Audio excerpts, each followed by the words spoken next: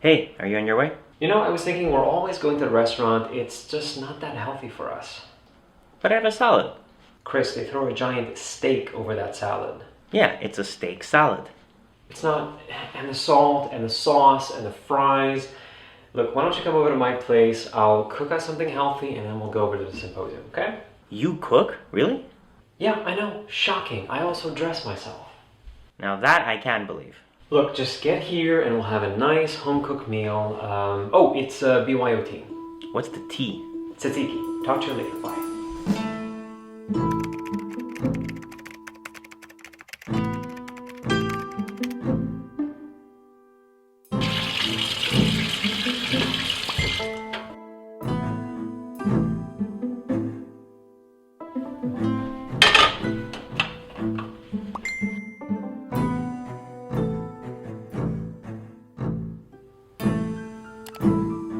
Breaking news linking meat and cancer. The World Health Organization publishing a report this morning on the dangers of processed and red meats. And ABC's Dr. Richard Besser is here to break it all down.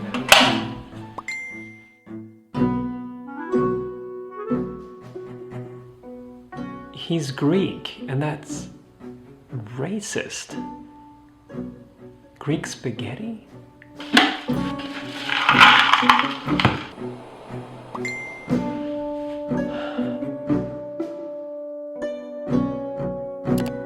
A preliminary new study suggests some dietary carbs, like those found in white bread and bagels, might also increase the risk for lung cancer. Lung cancer?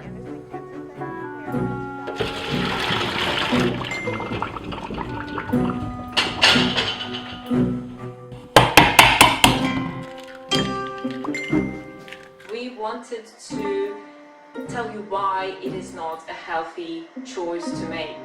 Now, first off, eggs contain lots of cholesterol. They're actually one of the highest animal products with regards to cholesterol level that there is. I think they're only second to animal brains. Just thinking about that really, It's rather disgusting. disgusting. Yes.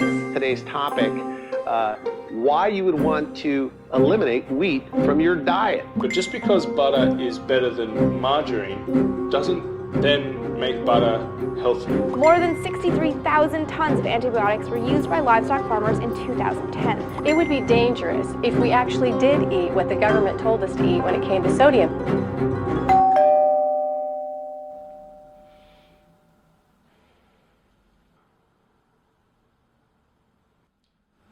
I tried, Chris, I swear, but everything is unhealthy. There were news reports on everything. I mean, meat gives you cancer. Frying, you're not supposed to fry anymore. Eggs have cholesterol. Dairy is a no-no. I mean, I'm already lactose intolerant, but even for you, like, the estrogens would give you man boobs. And gluten, I mean, I was gonna serve bread, but there's gluten, so. Water? Oh shoot, fluoride, I forgot.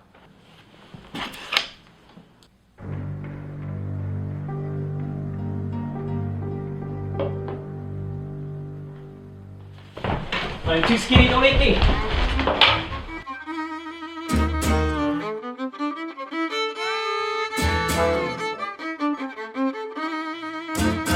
It's a show about medicine. But the show won't give you autism. The guy you just heard is Dr. Christopher Labos. And the other guy is Jonathan Jarry. He's not a doctor. Hey, I'm sorry if I didn't go to med school. Well, I did. And we're gonna look at the evidence behind medical topics. And the show is Wait. No, I want to say it. I want to say it. No, I want to say it. I want to say it. I came up with it. It's the body of evidence. It's the body of evidence. You totally stole that from Madonna.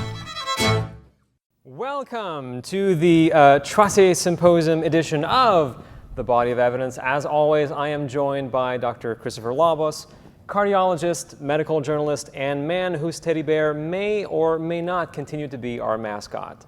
And to my left, as always, is Jonathan Jarry, podcaster, blogger, science journalist, and man who, surprisingly enough, tastes like chicken. Everything tastes like chicken, apparently. So for those of you who are just tuning in for the first time, don't know who we are, Chris, what is The Body of Evidence? The Body of Evidence is a movie starring Madonna that came out around 1991. We don't talk about it. That's right. We don't want to alert her lawyers. That's right. In flagrant disregard of copyright law, it is also the name of our podcast where we attempt to explore the evidence behind common scientific questions. Yes, and it's more than just a podcast. It's also a whole website. We do videos, we blog, we do all sorts of interesting things. And this year we're here at the Trottier Public Science Symposium, organized by Dr. Joe Schwartz of McGill's Office for Science and Society. And we have a slightly different format. We're going to interview two of the guests of the symposium this year, Joel Achenbach, who is a journalist for the Washington Post, and Trevor Butterworth, who is the executive director of Sense About Science USA. But as we always do, we first sent out a correspondent, comedian Thanos Michaelopoulos, to the McGill University campus to ask students and also people who just happened to be there, because it's a beautiful campus, what were their thoughts about where they get their science news. Hi, I'm Thanos Michaelopoulos. I'm here at McGill University with my buddy Jimmy Mack here, and we're going to talk to people about science and the media, aren't we, Jimmy? Yeah. Are there certain sites, are there certain sources of information that you go to look up scientific information? Newspaper, a little bit. And my mom forced me to read newspaper, but I don't like newspapers. Okay. And then there's you actually don't like the medium, or you don't trust them? I don't know, I never liked newspapers. Just so it's kind of the old people. Yeah, old people read newspapers. Gotcha. Do you ever get anything out of newspapers, magazines, that kind of thing? Not really. Okay. Do you just because you don't really use them, or just because you don't trust them? Probably both, honestly. Okay. I guess I don't read very much newspaper or magazines. Uh-huh. I read a lot of literature-related things online. All right. But I have pretty strong opinions about the way that the media portrays certain. I'd love to hear about them. Science magazines online, places like Reddit or Science. Okay. Let's say you had a question about nutrition, right? That doesn't seem to be up your alley too much. No. That wasn't a burn, by the way. I don't know what your diet is like, but like if you had a question about are eggplants good for me or not? Where would you go and find out about that? Well, I have a nutritionist, so I'd ask her. Really? Yeah. With just general events around the world and stuff like that, I know that the media is extremely biased and overblows things in order to sell, because that's the point of selling. Yeah. It's the point of so you think that'll transfer over to science, medicine, that kind of stuff? I think it could, absolutely, yeah. It's kind of. Oh, yeah, there we go. Yeah, we got it. Yeah, cool. Oh, that's on big stick. Thank you. I guess they're on a scavenger hunt of some kind, and I just signed that guy's arm. I'm glad it wasn't his butt. Whatever's trending, if there are research developments or interesting things that are coming up, often it's listed there, and that's a good source for me. Facebook is pretty, you don't really trust everything on Facebook. No, so you find social media not a bad place to start a conversation, to look for more detail. I'm kind of old school. I still read the actual newspaper. Okay. It's confusing. For me, it's the biggest thing. One week, everybody lay off the gluten, and another week you're being told everybody eat gluten, and the week after it's no dairy, and the week after it's an all fat diet. If you're talking about easy consumption, you can look at Facebook. You can look at Science is Cool, but you can also look at you can also look at pop science articles. But then when you're looking for something more condensed, you look at academic articles, you look at, you ask professors themselves. I mean, there's a lot of buzzwords that we have, weasel words, and sensationalized media. So we have to really look into what are the sources, and then once you distinguish, you have to decide whether or not you're going to look at that as a valid or they have validity itself. Primarily the internet, I Okay. would say, yeah. Any particular sites that you go to? Wikipedia, of course, like most people. Got to be skeptical all the time, right? Yeah, I know. It's exhausting though, isn't it? It's a smart thing to do. It is the smart thing to do. It's usually the path of least resistance isn't always the best path. Thanks so much. By the way, I just noticed Batman earrings. Yeah. Good job. Yes! Yes. He writes on science and politics for the Washington Post National Desk. He started the newsroom's first online column and the Washington Post's first blog. He is a graduate of Princeton University and a regular collaborator to National Geographic since 1998. We're proud to have with us Joel Achenbach. Thanks for having me. Welcome to the Body of Evidence. I had a quick question for you before that's almost completely unrelated. Have you ever seen Aaron Sorkin's The Newsroom? I have not. You have not. I wanted to get Is that a fail? Is that a failure? Perhaps. Please get out. The Yeah, exits I'll are right over there. now. Okay. Do No, I look like one of the actors there? No, not really, no. But I mean, are you familiar with the show? Yeah, I've heard about it. It's very aspirational. This is on television, right? Yes, it is. Gotcha. Well, although no, HBO is not television, right? As the slogan goes. But anyway, how is the Washington Post doing these days? Have you seen? Because you've been with them for a long time. How are we doing? We're alive. That is we good. exist. Which is a triumph in some ways. That's what we say about our podcast every week. Exactly. Like, we are still going strong. Still here. You know, the Post is in a really interesting moment because we have a new owner, Jeff Bezos. You've heard of him, who owns Amazon. Is he on television? Yeah, not yet. No, Bezos. He's an amazing guy. He bought the paper, a couple years ago.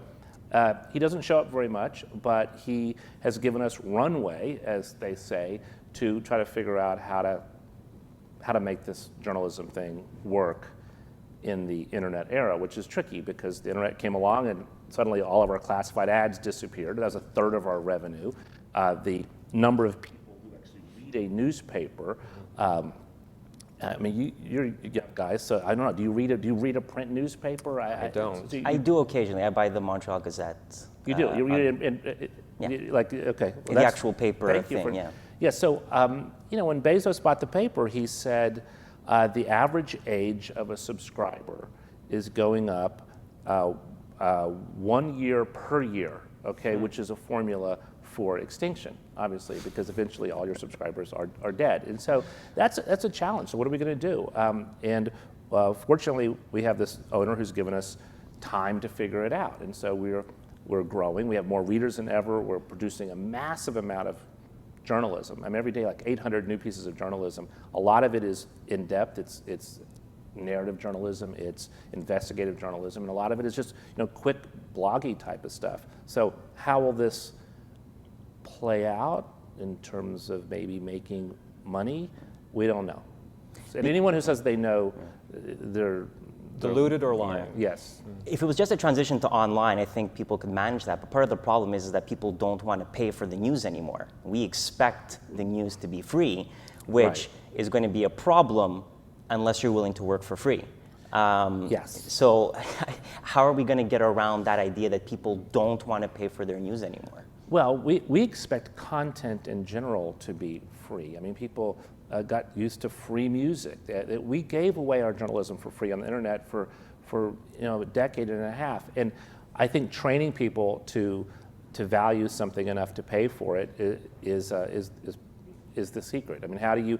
So right now we have 80 million or 90 million unique readers every month. That's the top of the funnel.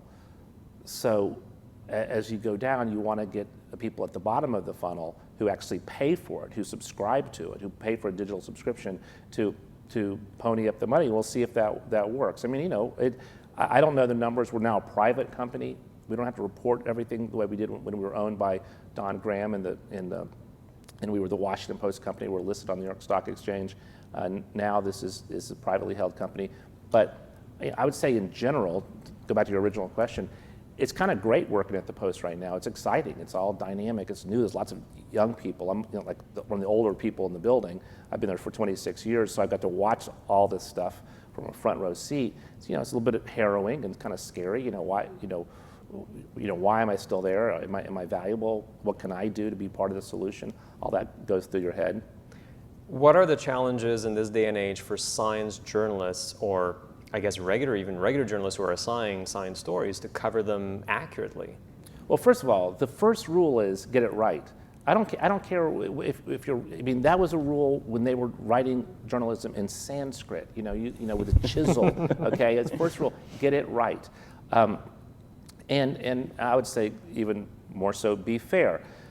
That's hard in a time when, let's face it, there's a lot of clickbait out there. There's a lot of temptation to say, I mean, I write about space a lot. There's a temptation to say, they just found another Earth, right? We saw that headline about a month ago. Well, guess what? They didn't find another Earth. It was nothing like Earth. In fact, even hypothetically, it's not like Earth. But it's an interesting planet they found. So the temptation is to kind of like, turn the dial a little bit to get those clicks, because That's cool if they found another Earth. That's a better story than saying they found a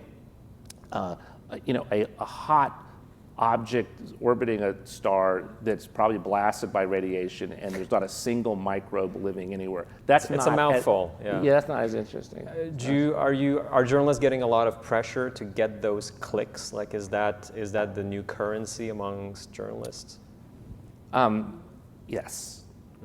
Clearly, that's a big deal for a lot of people. Now, if you're as old and tenured as I am, you can just kind of, keep your head down. And I personally, no one ever says to me, "You need more traffic." But I'm kind of a lost cause. But if you're a younger journalist and you're blogging, whatever, yeah, you keep close tabs on your traffic. And certainly, I want to write stories that get traffic. And if I write a story and it has and no one is reading it, and all the top 20 stories are all about Donald Trump, that can be a little bit discouraging. Hey, what about my story on the microbes? That could be tricky. You've interviewed countless scientists over the years. No, I know the number.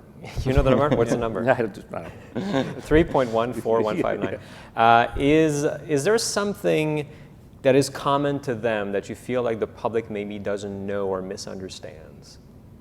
Well, I mean, the big thing that people may not fully grasp is what a kind of a halting, provisional, contingent process science is, and that you rarely have, a clean eureka moment where there's a dazzling discovery. I mean, that's not as common. Usually, it's some incremental piece of advancement of what we know, and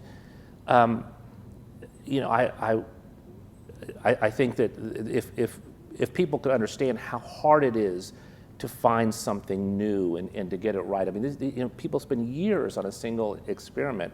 The classic example might be LIGO, which you've probably talked about on the show. I don't know. We only concentrate on health issues because he's a cardiologist, so he's limited. Okay, well, they've worked on LIGO for 40 years to detect this almost imperceptible signal from two black holes colliding, a billion light years away, and they finally got it. I mean, that was a heavy lift. But I think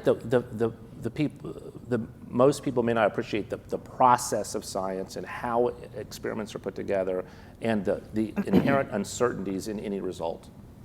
I wanted to ask you, sort of based on what you just said, because a lot of people will claim to be pro-science or sort of using science to make their case.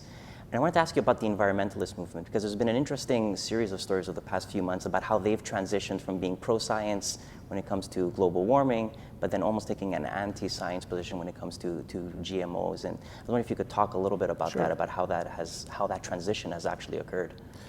I don't know if I'd want to make a sweeping generalization about the entire Please do. movement. Yeah. Sure, why not?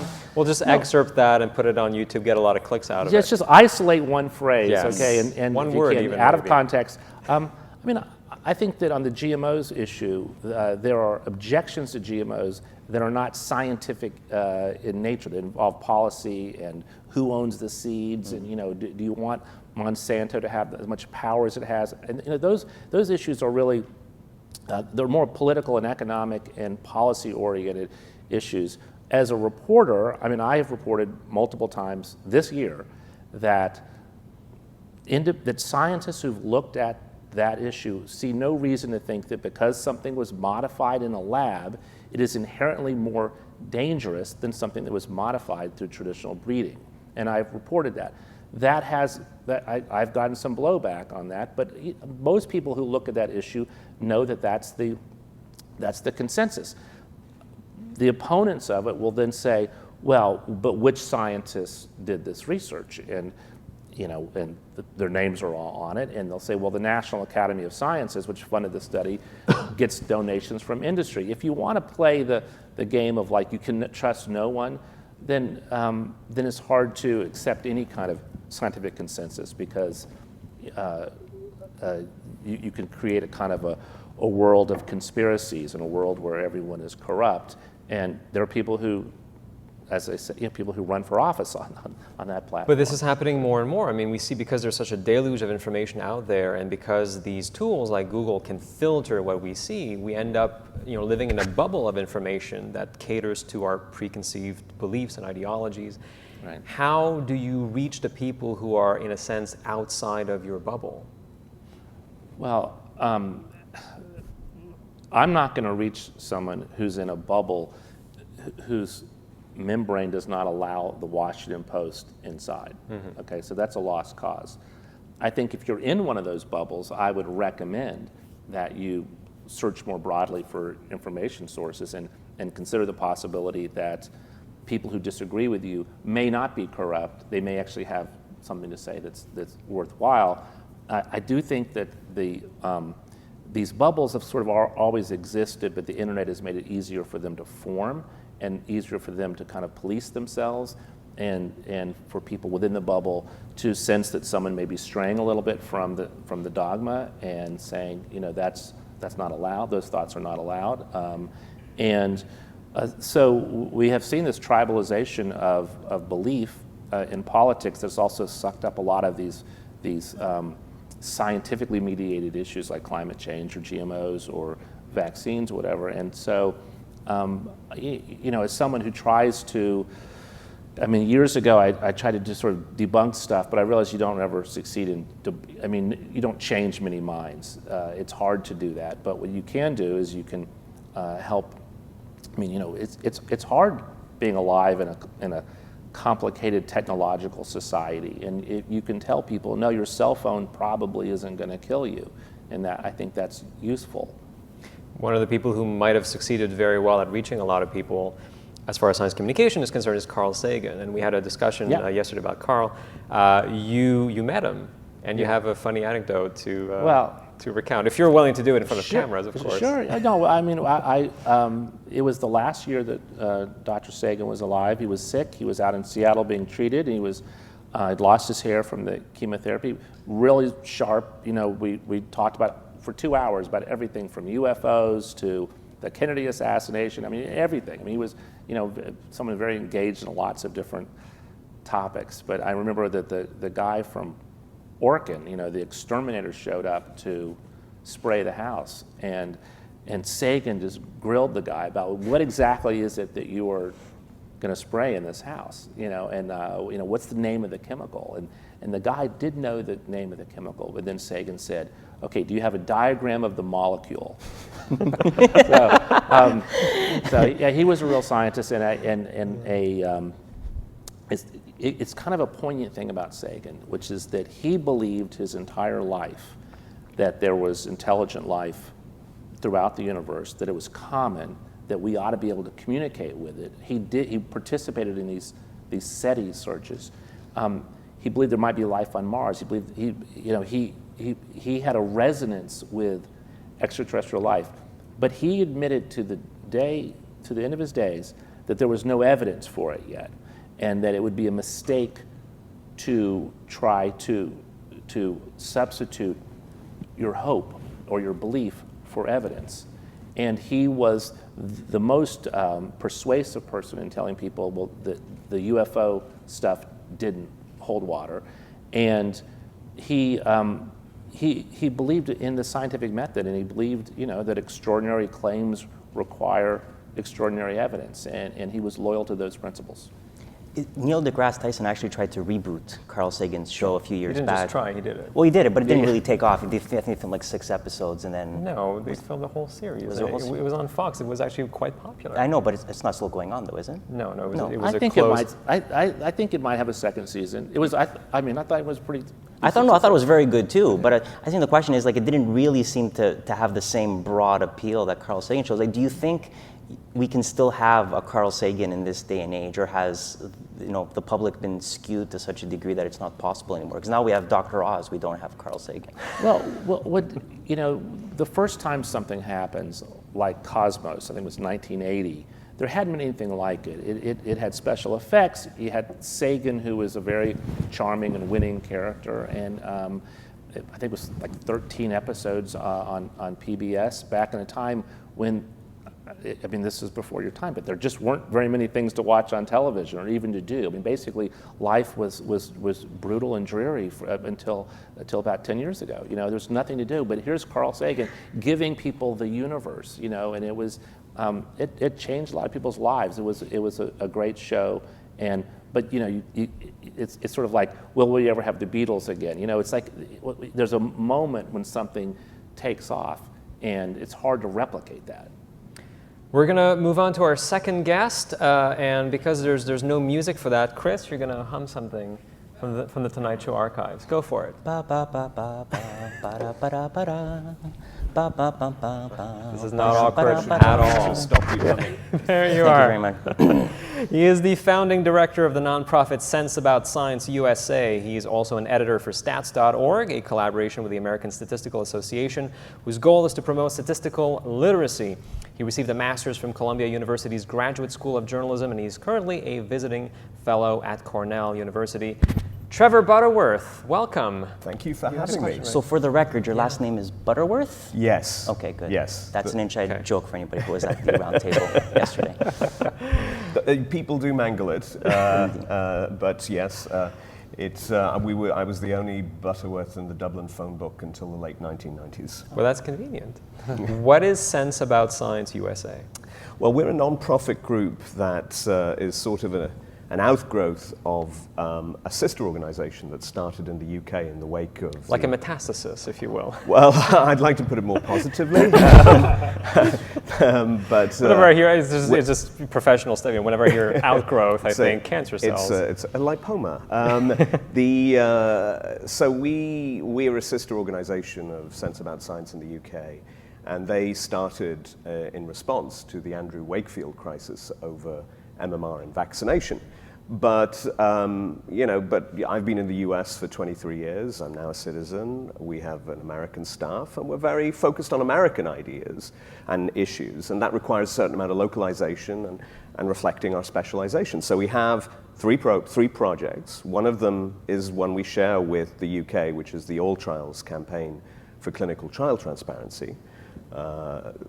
Over half of all clinical trials have never published their results. We think that's really bad for science. We, in fact, by law, since 2007, they're supposed to be published. So we have a deep focus on getting that material, persuading pharma companies and academics to publish what they're supposed to publish. We run Stats.org, which is all about promoting statistical literacy. We created this advisory board of volunteer statisticians from around the US who will answer journalists' questions on deadline. Some of those questions are simple. Some of them are really complex and may take months of collaborative work to answer. And we also, very recently, we started doing that with journal editors, and we're going to be actually targeting researchers because we believe that as Florence Nightingale put it, statistics is the science of science. And if you don't know statistics, you might not be doing very good science. And then finally, we have a program called Scientifically Speaking, which is about going out and teaching the science of science communication to early career researchers.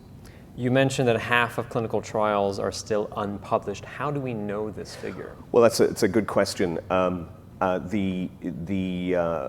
many ways, we are guesstimating what we can't actually, we can never know how many clinical trials have been done.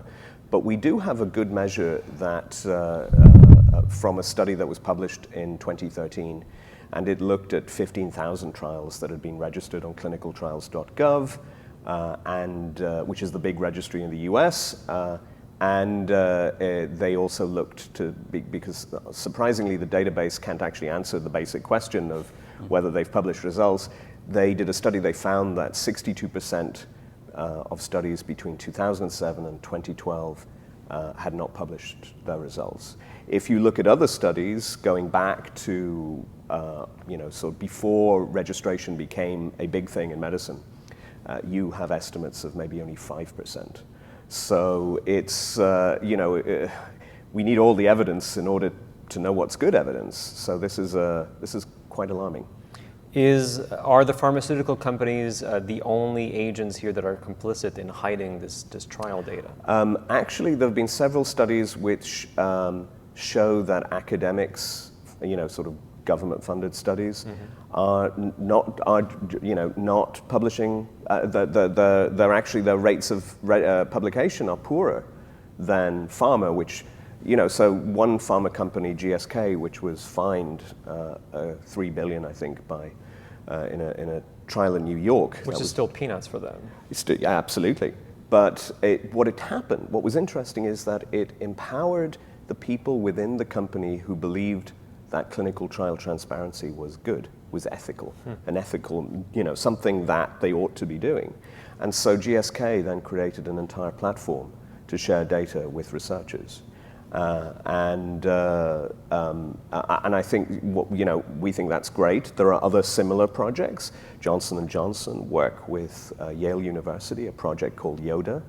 I forget what the acronym stands for, but it's run by a tiny small green puppet. Harlan Krumholtz, who's arguably one of the greats in medicine in the US in terms of promoting integrity and rigor and transparency. So and then there's a similar thing with Bristol Myers Squibb at Duke. So there is movement.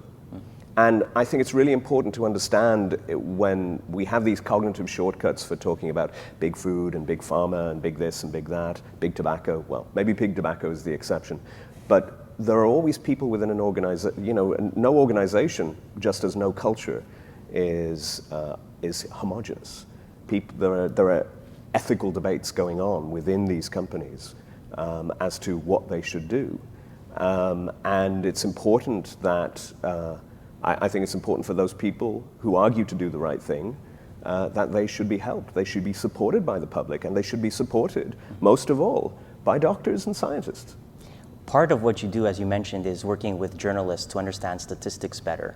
How do you think journalism has changed in the past 10, 15 years in terms of actually understanding the science? And bear in mind, the person sitting next to you is a journalist who seems to have a lot of upper body strength. This will get into how much do you bench. So I think there's been so I graduated from journalism school 17 years ago. We had a smattering. We had a sort of tincture of statistics, mostly through what was then called computer-assisted reporting. But it was not taken seriously. It was considered that there were a bunch of guys in the newsroom, typically guys, but not always, obviously, who liked to mess around with Excel and do data analysis and what have you. So that was... A few years ago, that became rebranded as data journalism, and it became really sexy.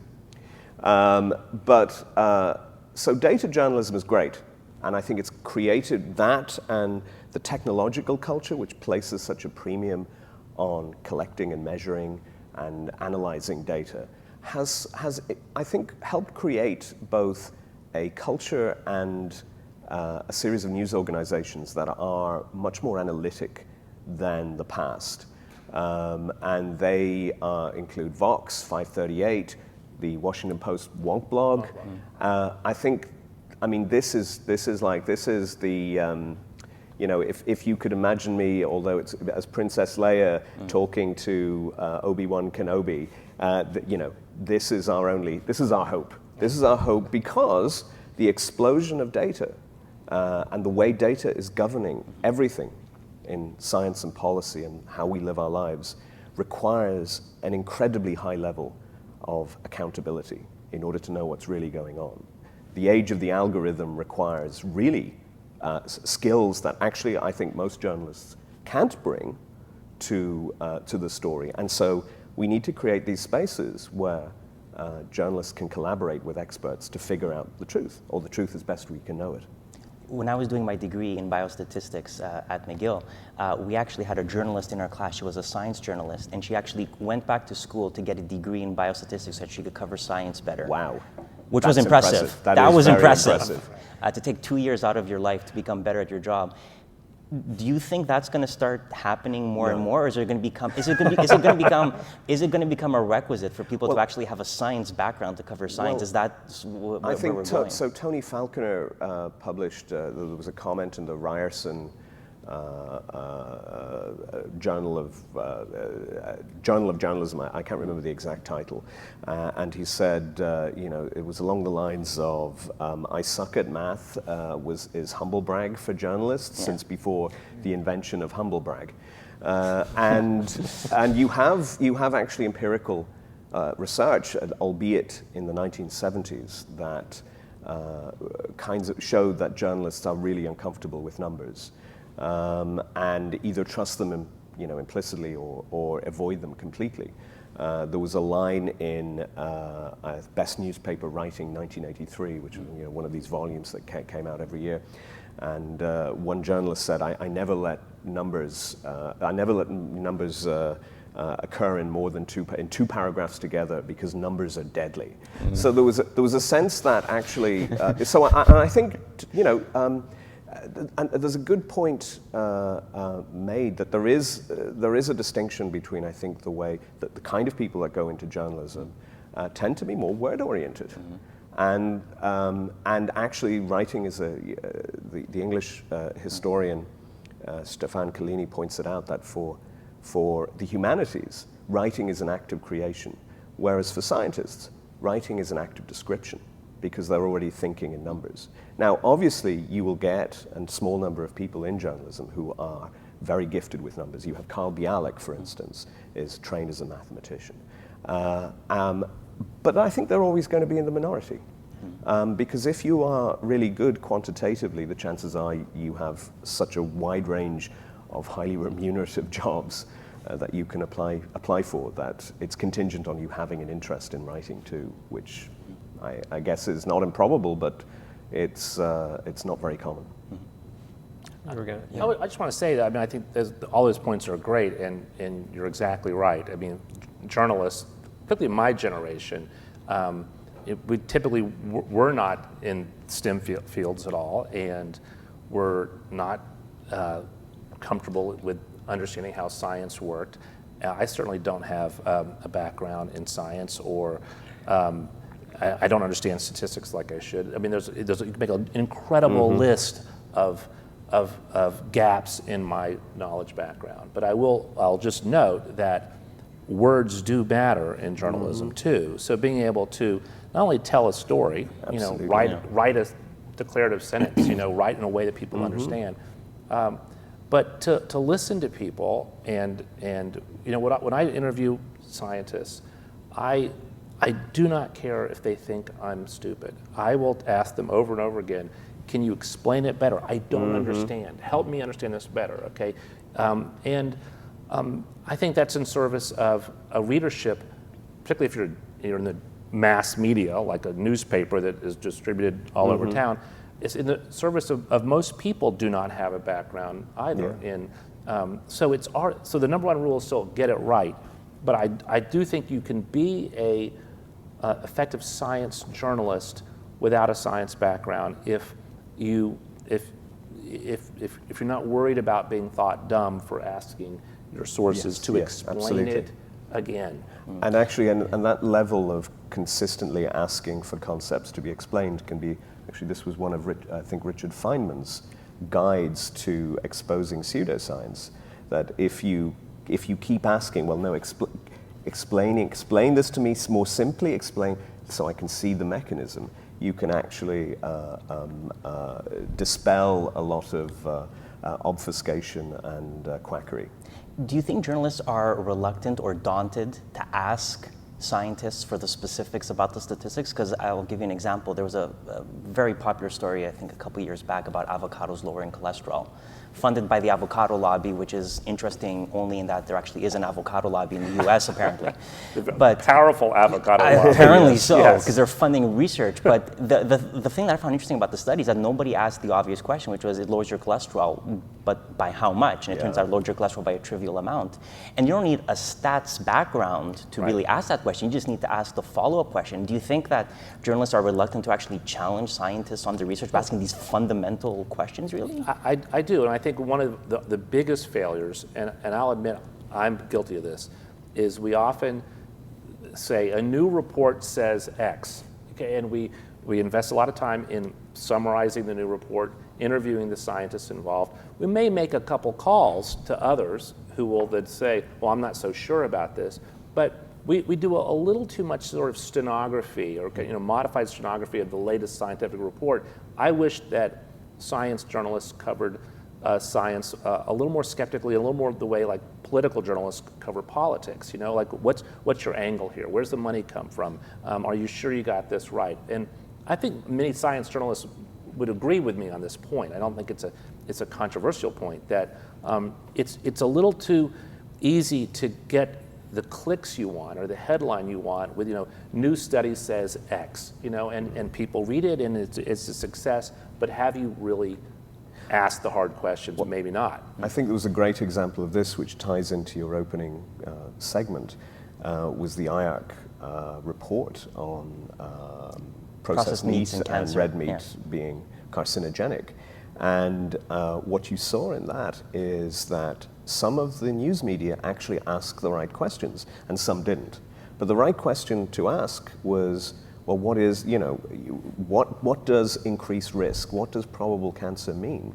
And when you looked at the numbers, it meant, so 5% of at least the US population are at risk for colorectal cancer. So an 18% increase based on the consuming 50 grams extra of processed meat per day for the rest of your life means 5 goes up to 6%, which is not quite the scary headline that the initial wave of reporting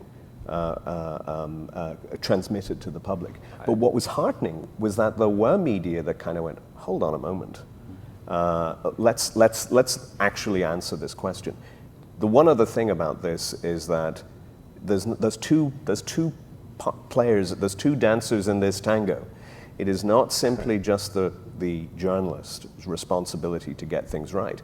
It's the scientist's responsibility to get things right and to convey it in a way that doesn't lead to misapprehension. And I think IARC have been failing spectacularly at that. And that's just not even my opinion. I know a lot of people in the field of risk communication who are, pulling their hair out over this repeated scare stories that actually, what one expert said, all they really, on the end, achieve is apathy towards science. Trevor, I wanted to ask you, you have a fellow in the public understanding of statistics. Yes. What is that? Well, again, he's just after finishing his fellowship, sadly, but we got this great graduate student who had a brief burst of fame in the media a few years ago when he analyzed whether there was a rat for every person in New York City. In other words, 8 million rats. And of course, and he said, well, no, they're not. But so what we also wanted, so a lot of my interest in statistics comes from being somebody that struggles with math. And I want to understand the concept. I want to see the mechanism in action. And I want to be able to convey, either decide that this study is nonsense because X, Y, Z, or it's great because X, Y, Z. So I want to see mechanism taking place.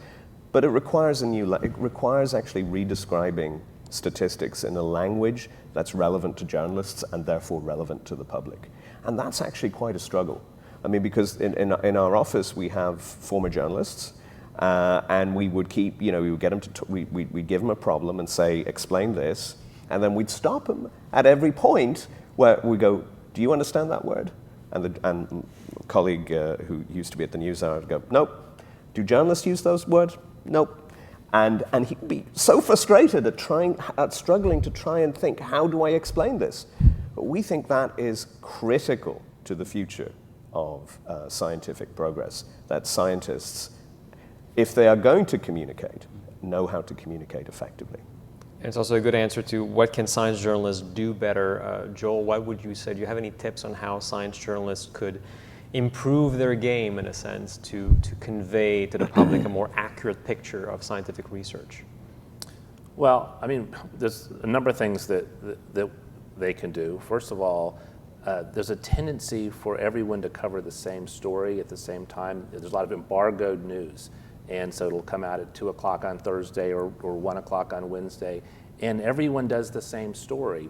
And how do you, I mean, I think for science journalists, take the extra step of putting more yourself into it, make it more amusing. I mean, there's no reason, I mean, you guys do science comedy. There's no reason science has to be stiff and boring and you know, nerdy and geeky. It can be fun, you know, it can be, so I just as a tip, I mean, the way I got into writing about science actually was doing a column called Why Things Are, which was kind of a question and answer column that was a lot of fun, and it was syndicated in a bunch of newspapers.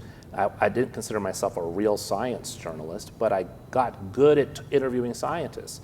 I developed the ability to have those kind of interactions and then explain really complicated stuff in simple language that ordinary people could understand, but it was still right. So, because you don't want to dumb it down and get it wrong.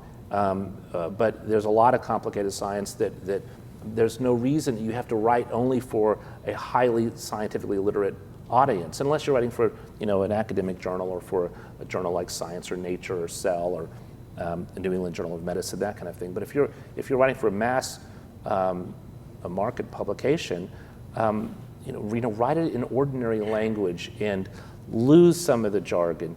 Write it in a way that you could imagine saying to a friend, you know, literally words that you could speak. Talk to your mom. Yeah, talk to your mom, your friend, you know, and that's how I got into the business, and that always worked for me. It's just, you know, ordinary language, the vernacular. Right. Last question, 30 seconds each. First Joel, then Trevor. You're going to be last because you're severely underdressed, but that's okay. We're still going to give you the last spot. He almost went to get a jacket, but he just didn't have time.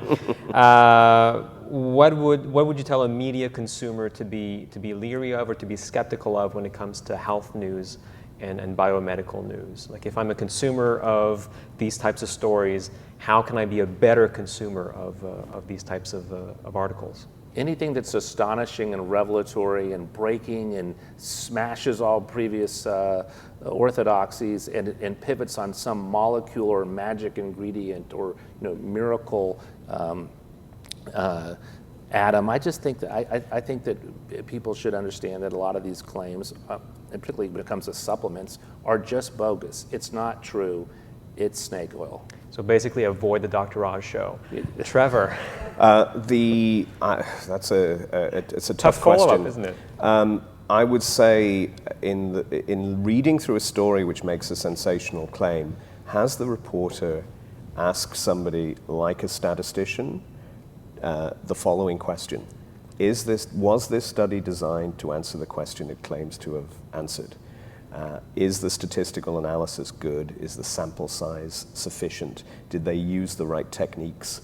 If you see that sort of, I mean, obviously if a journalist asks those questions and before they report the story might not be reported at all.